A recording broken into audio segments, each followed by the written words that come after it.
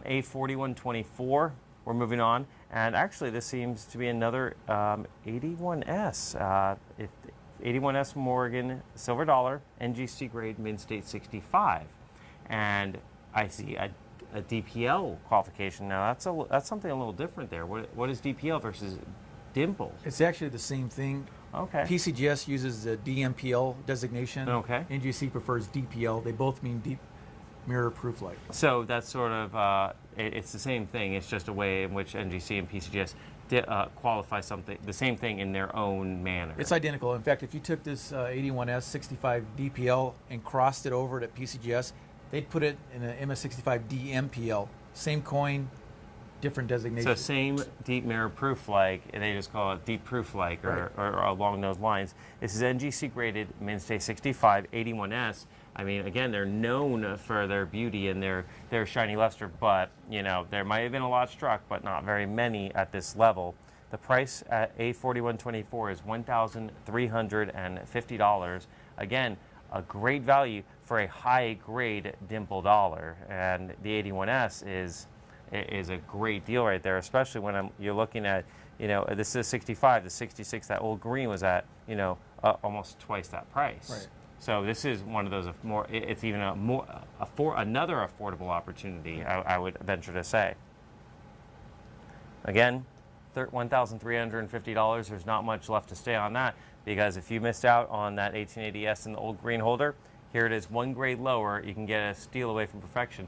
Is that the back of it? Look at the toning that's going on there. It looks like it survived yet in such good condition, but you have that beautiful. It's almost like a half moon crescent, kind of a bluish, brownish, purplish toning going on there. Yeah, that's completely natural. These Morgan dollars were stored in bags quite often, and even in rolls. Mm-hmm. That's the area of the coin. This may have been lying with other coins in a bag.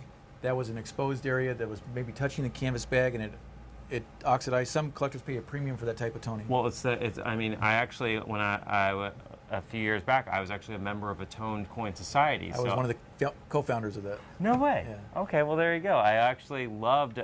There's something about the eye appeal.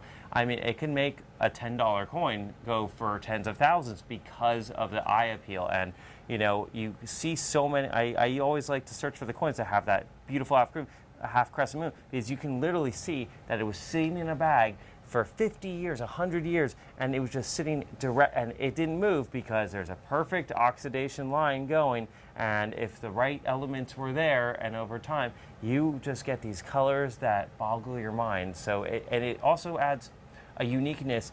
There might be millions of coins struck, but there's only one that has that kind of toning, that exact shape, that exact color, and it makes it your own piece of art on top of the rarity. Right. And a lot of them did sit in bags, not quite 100 years, 90 years to be exact, the early 70s when the Treasury released 2.9 million of the remaining coins they had in storage. They had forgotten about these coins. They were in bags, literally a mountain of bags of silver dollars, millions of them. Jeez. And certain dates. That's why today we were able to buy coins of this high quality. Now this was just less than 1% of the total at this level. Of course. Yeah, these were special bags. But imagine being there when they unvaulted that and they walked in. I probably still have. I actually probably still had a dream last week about that. There's a picture of a guy standing on the bags of silver dollars. He's like on a hill. No way. And millions of silver dollars. Yeah.